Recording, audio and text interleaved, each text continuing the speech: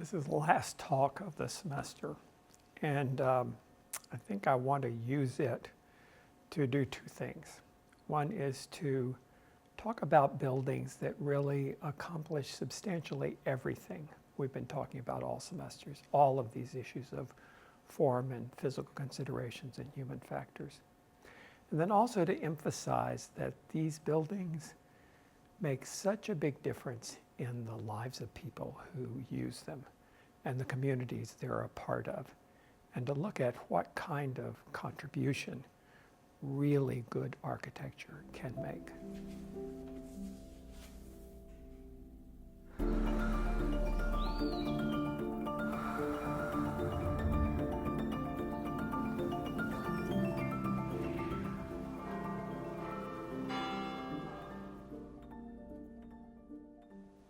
So we're going to be looking at 4 buildings today, all of them sort of in the last 50, 60 years, but all of them really remarkable, and maybe not headline buildings, but buildings that have just made an enormous contribution. So we're going to begin with this housing project in Detroit, Michigan. It was done by Mies van der Rohe in 1963. We started the semester looking at Mies van der Rohe in one of the very earliest lectures, so we're going to end also looking at Mies here. And I have probably been to this housing environment for maybe 4 or 5 times. I love looking at housing environments and the kind of big difference it can make in people's everyday lives. The residential environment is kind of where the rubber hits the road in terms of architecture and really where it makes a big contribution.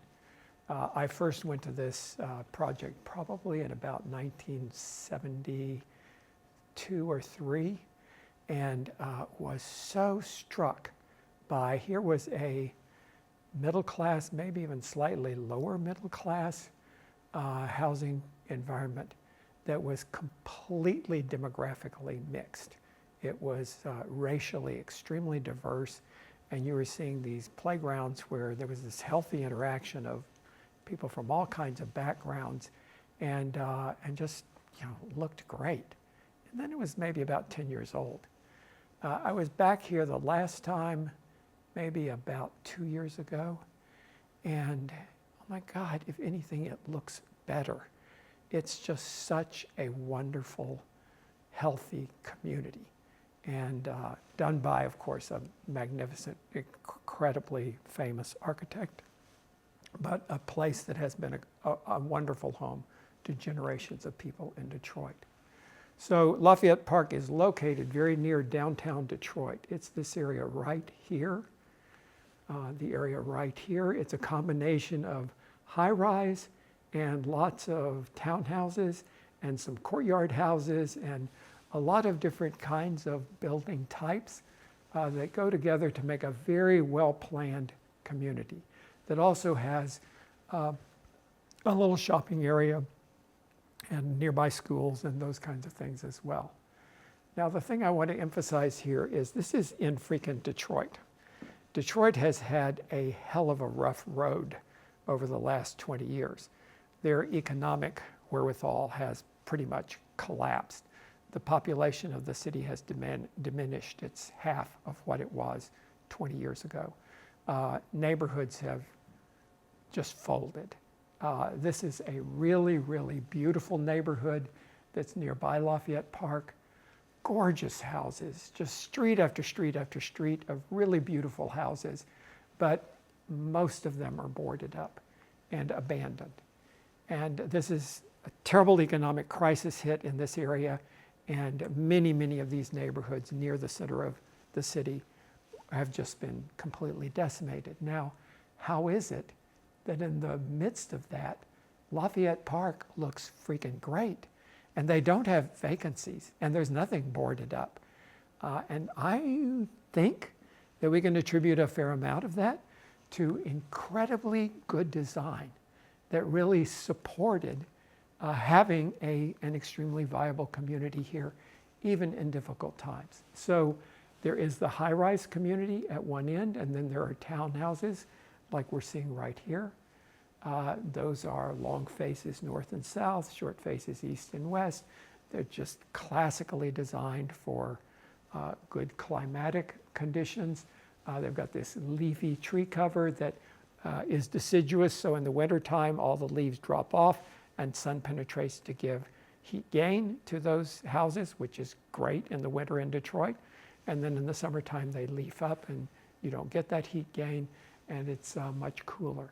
They have natural ventilation through all these windows through the whole project. It's very, very practical in terms of heating and cooling. And it's a middle-class neighborhood, so people don't want to pay high energy bills being here.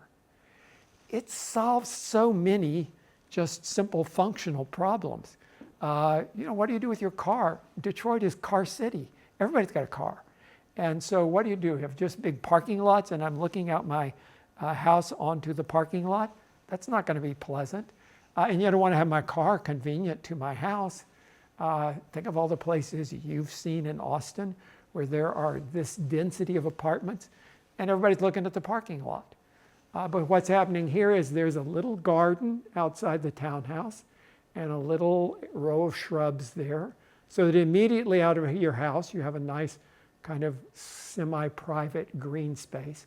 And then the parking is dropped down just a few steps so that, yes, you can see the parking area out here, but you're not faced with everybody's bumpers and the cars in your face all the time.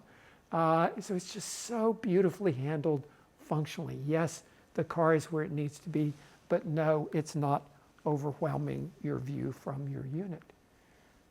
And then sometimes there are these very private little one-story courtyard houses, and they have pretty much a car that's just right at the front door there. So there's all kinds of accommodations for families, for single people, for high-rise, all kinds of living that are compatible there together. Now it also is freaking Mies van der Rohe. And in terms of form, oh my God, it's stunning. The proportions are so good. The material usage is so crisp and clean and beautiful. The views are spectacular into this garden environment they've created. Even the coloring of it. It's not so obtrusive in this forest to have the black and white. It's very subtle, and it makes the building really feel comfortable in there. So it is very sophisticated in terms of form. It's very sophisticated in terms of its climate response and physical considerations. It's very sophisticated in terms of just functional requirements. I'm walking around in this neighborhood, and the last trip I took there a couple of years ago, and I'm just admiring how things are looking. I didn't actually, wasn't taking pictures because I have 1,000 pictures of Lafayette Park. I had my phone in my pocket. This guy comes up to me, and it's one of those neighborhoods where they know if you're an outsider because they know their neighbors. And so he very politely says, "Can I help you? Or are you looking for someone?" Because they don't want to have strangers in there. It's a threat a little bit to the security of the area. And Detroit's, got some security issues. So I said, "Well, I'm an architect and I'm looking about it." And when we started talking, and so he's just the friendliest, nicest guy. He's a retired teacher, middle-class guy, never made a whole lot of money, but he's been living there for decades. And he said, "Oh, come in my apartment. I want to show you it." So this is his apartment right there. One end of that townhouse is the dining room that looks out to a little garden out there. The other end is the living room that looks into that kind of park space on the other side. Super well-planned unit. It's super efficient. A kitchen in the center, the stairwell that takes you up to bedrooms on the upper floor, a little stairway that takes you down to a tiny little basement in the bottom. But in that basement is where you put all the trash. So you don't have your trash out on the street. They come and pick up the trash. What they do is they drop off a guy here. He picks up the carts, wheels them down to the other end, and they put them on the trash truck at the other end, so that everybody just brings their trash down to this little basement passage. And it isn't sitting around cluttering up the neighborhood all the time. Even something like the trash has been thought of so carefully in the building. And the other thing that's just remarkable here is the diversity of people in this neighborhood. It's still incredibly racially diverse. And there was a book that was done recently about the interiors, how people have inhabited their apartments in Lafayette Park. Partly because there's just such a range of people, and it's so interesting to see how the raw material that Mies van der Rohe gave them, sometimes it is like this guy's apartment where, yeah, those are Mies van der Rohe Tugendhat chairs right there. And those are Marcel Breuer chairs right there. So he's got some modern things, but he also got like grandma's chair there also. But for many people, it's flexible enough that yes, it can have contemporary furniture, it can have more traditional furniture. It's got young people, it's got middle-aged people, older people, because it has so many different unit types. You can stay in the neighborhood and move in different times of your life to different apartments. It's just a really, really well-planned residential environment. I love these two where you can be a high-style person that has their own kind of personal style and really invests a lot of energy in the design of their unit. Or you can be this guy that just freaking loves that big, gorgeous view, but interior decorating, no, not his thing. It's just incredible to see ordinary people in a city that's crumbling around them, living in this neighborhood that's so healthy. And the conversations I had with this guy were so inspiring. He said, I would have left Detroit because I'm retired and the city's kind of fallen apart. I would have left, but I wouldn't leave my neighborhood. I love my neighborhood. I love my neighbors. I'm just so invested in this place. I'm staying till I die. And that seemed to be the power of this beautifully planned residential environment to help people's lives. A second building. This one is the thermal baths in Valls in Switzerland by Peter Zumthor, done in 1996. This one is in a town in Switzerland that was, again, dying. This had been a ski town, but honestly, the big ski resorts were getting all the business, and the little ski resort towns were dying.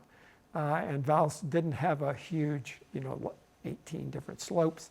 They just had like one lift, and nobody was going to that kind of ski place anymore. But they had hotels, and their major industry was the ski season. So the one thing they did have going for them were these thermal baths, so there were warm springs, and that was a real cool thing when you were skiing during the day and you'd go and have your warm bath in the thermal springs at night. But unfortunately, the skiers weren't there, and nobody was just going to go to Valls just to sit in a bathtub and get the warm springs. So they had the idea of, could we make a place that, like a spa, where enjoying those springs would be so special, so wonderful, that people would come just for that, even if they weren't going skiing. And it might be a more year-round kind of thing, where people came to a spa and to the thermal baths all year round. So they hired Peter Zumthor to make that experience of a thermal bath and a spa so special that it would draw people to have their vacations there and to spend time in Valls. So he really builds the building into the side of the mountain where the springs are coming out. So he makes you have a little bit of that feeling of being in a cave or in the springs, deep in the mountain. And he slowly kind of builds and grows out of that mountain, and it becomes a more assertive building on the end down here, where you emerge from inside the mountain and now have this promontory and a view back toward the alpine slopes that are in the distance there. So it's kind of growing out of the ground and up toward that south face to the alpine view. And there you can see that just growing out of the side of the hill, it has green roofs that have that same alpine turf on them, and then slowly going up to the view of the mountains beyond. And that's south-facing, so you get lots of nice, warm sun in there, and the promontory and the beautiful views. It's made out of a local stone, which is this very characterful green stone that is sedimentary stone, and he uses it in this very horizontal way. Many, many buildings on the countryside out there are made of the same green stone, so it fits so beautifully in the area. There is the kind of weirdest way of getting into the building. You actually go into a like 1950s hotel, and then you go down a staircase into the basement of the hotel, and then you go along this passageway here inside the mountain, and you come to this area which is the dressing rooms. And that's what that looks like you're mysteriously inside this cave in the mountain.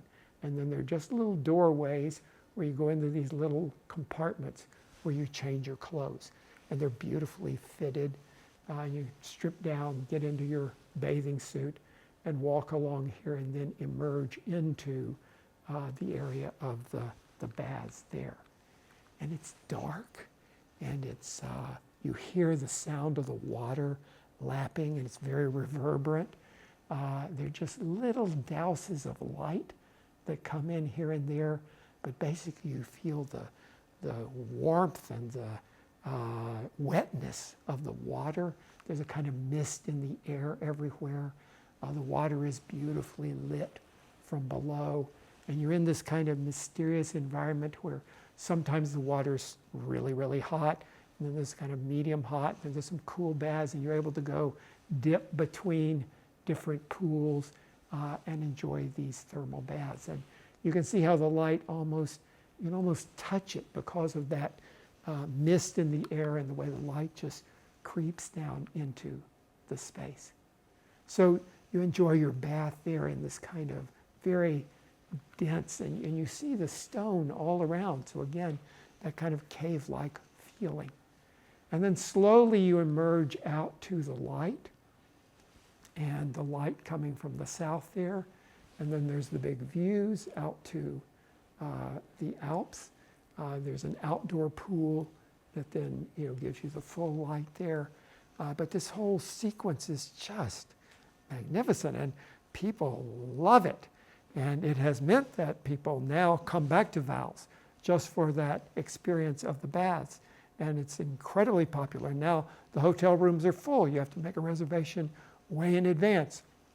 So this little town that was kind of crumbling economically, because Peter Zumthor understood how to make magic out of a natural resource that was there, and was able to make it extremely beautiful and sophisticated in terms of form, but also very much using the sun and the earth and those physical considerations to shape the building.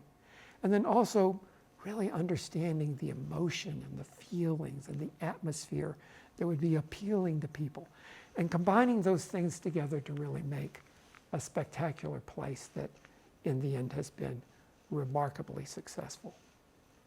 So a third building, again, emphasizing this notion of these are buildings that are everyday buildings in everybody's lives. And how do we make these buildings so spectacular that they transcend just being an ordinary piece of your life and become a really spectacular contribution to your life? And the building I want to look at here is on the University of Pennsylvania campus. But I could have chosen a building here on the UT campus. And I wanted to choose an academic building, one that's in an environment like you and I live in all the time, and to see how that makes this kind of contribution. So this is the Nanotechnology Center at University of Pennsylvania.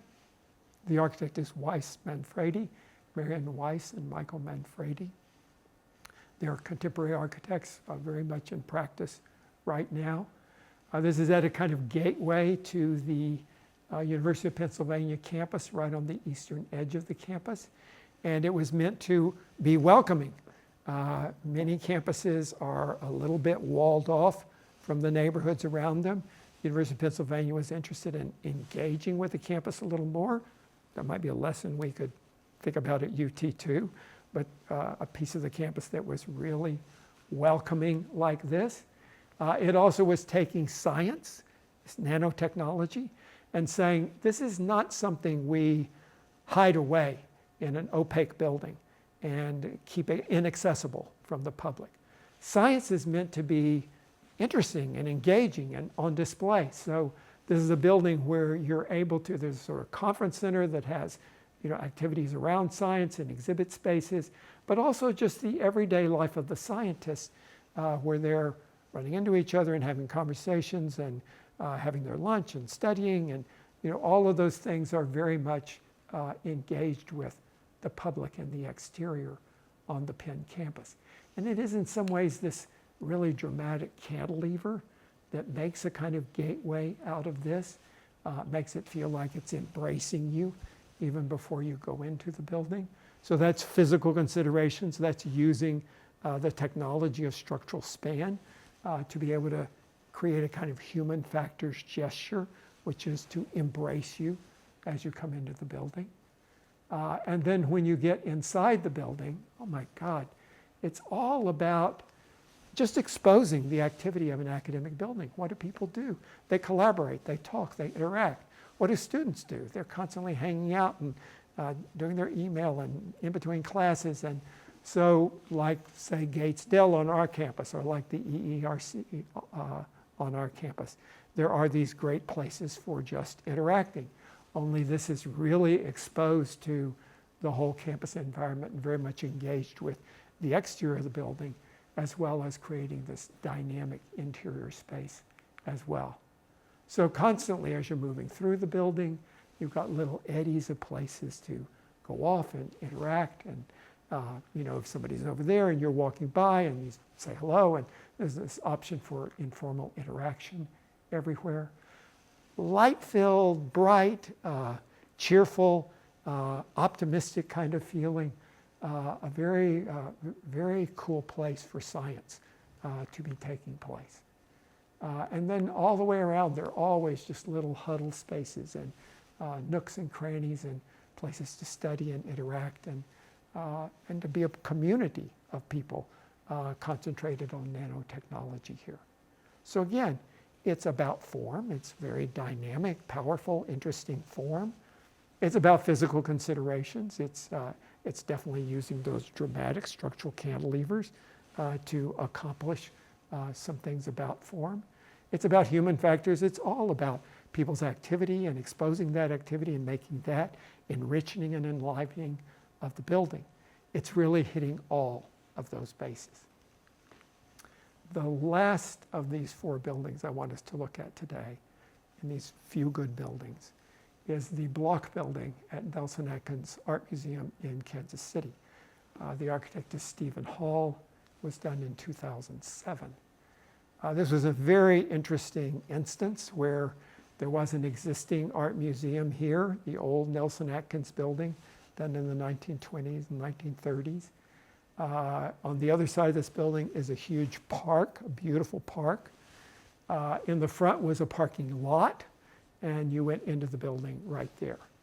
And the museum decided we want to make a big expansion, about double the size of the museum. And the easy answer was that they would build a new building right here where the parking lot was, about the same size as the old building. They'd put the parking underground, and then the two buildings would kind of interact with each other right up there at the old front door. And they had a design competition, invited 5 renowned architects from all over the world to enter that. And 4 of the 5 of them did exactly that. They made extremely handsome rectangular buildings that sat here and had an interaction with the old building, had a parking garage down below. That was kind of the inferred answer to the problem. But Stephen Hall took a completely different approach. He said, I'm going to put the underground parking here, but then I'm going to put a big reflecting pool on top of it. And in fact, these are skylights to the parking garage. So you're seeing the lights on in the parking garage and shining through the little reflecting pool there. But make a beautiful pool of water and a much more gracious and respectful entrance to that old building, rather than blocking that with a new building. And instead, the new building is going to be in little slivers over on the side over here. There's a little narrow space between the building and the street, and just slide a little of the building here, and then just allow it to tumble down the side and eventually end up in the park on the other side down there. So that it was all broken and, kind of made into small pieces that could fit into this area on the side and keep this big front much more grand and appropriate for the old building there.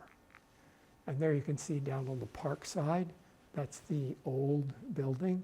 And that used to all be park here, and now these little slivers of buildings go marching down on the side, kind of protect the park from a fairly busy, heavily trafficked road on the other side. And they're just kind of modest little pieces that tumble down the hill. Stephen Hall referred to this as the rock and the feather. The old building here is the rock, and the new buildings are the feather. And Kansas City being a center for Native American culture, the rock and the feather seemed like two appropriate, long-standing emblems culturally in that part of the world. And it, for him, was inspiring of this notion of the new building being much more gentle and fragmented and integrated into the landscape, and allowing the old building to be this big, strong rock up at the top of the hill. So you see the rock and the feather. There's that little sliver that goes between the old building and the busy street over here, and it's beginning to tumble down toward the park here. Here we are at the top looking down at where those buildings are tumbling down into the park. They're all made of glass, channel glass that is a kind of cast glass with a very satiny, reflective surface that you can see there. They sit on little concrete podiums here and there, but basically they work with the landscape and are sort of nestled into the rolling landscape through there. Each of them has a few apertures, but in significant part they're below grade. They're actually down there, and that's what you need for an art museum. You need lots of solid walls. So those solid walls that are below grade are being wonderful walls for art.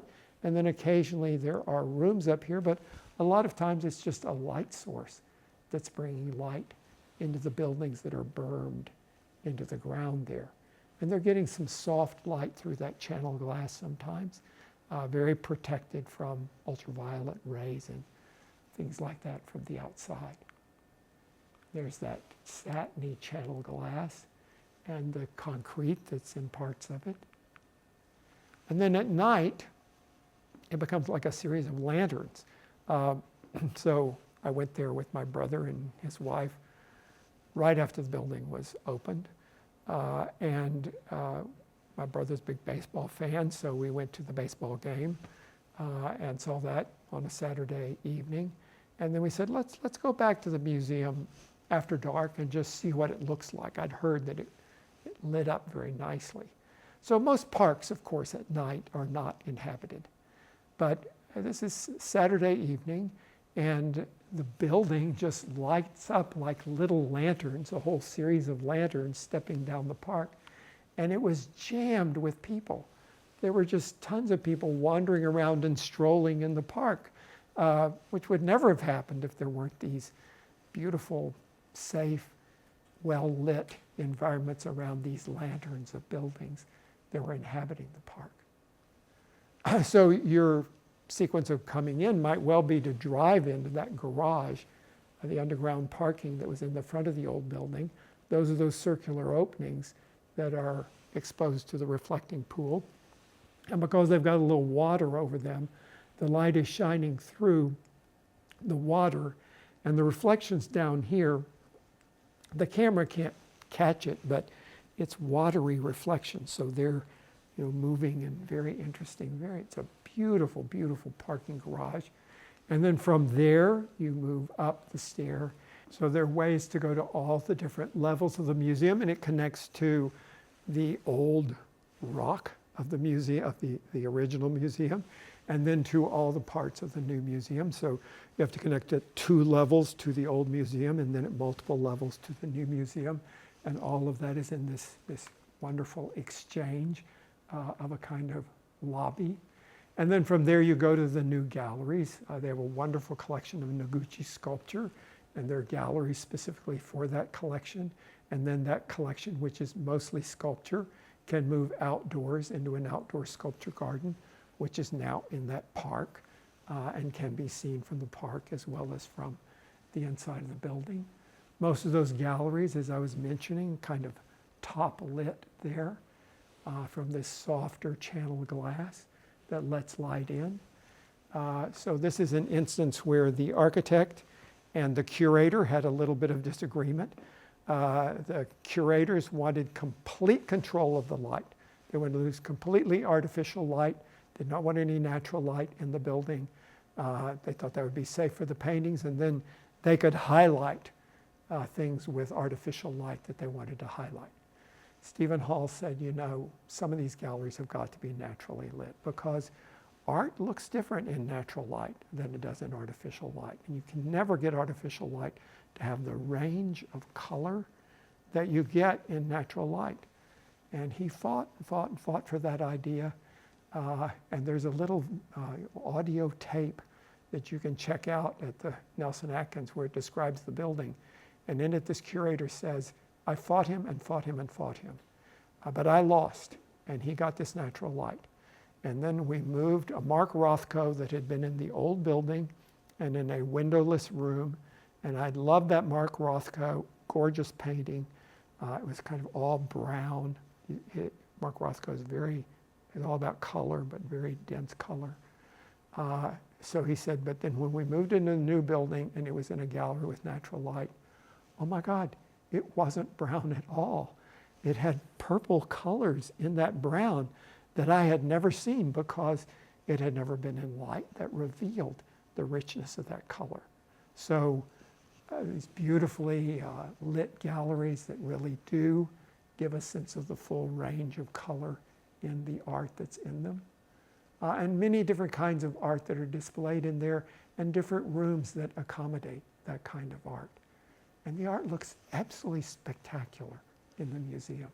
They have a good collection, and that collection looks amazing in that building. Now again, I want to emphasize what a difference this really good architecture made.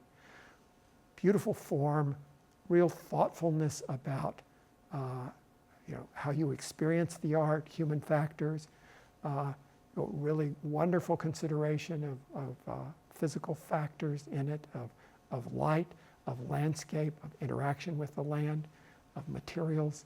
All those bases covered. And the result is something that's just been a game changer for this art museum. And for people of Kansas City who enjoy it, whether they go to the art museum or not, the enhancement it makes to the park and the kind of respect it showed for that older building and keeping it in a very prominent position. Again, all four of these buildings, I think, just hit a home run. They managed to make architecture that really does make people's lives better and make institutions better and make cities better. Okay, see you.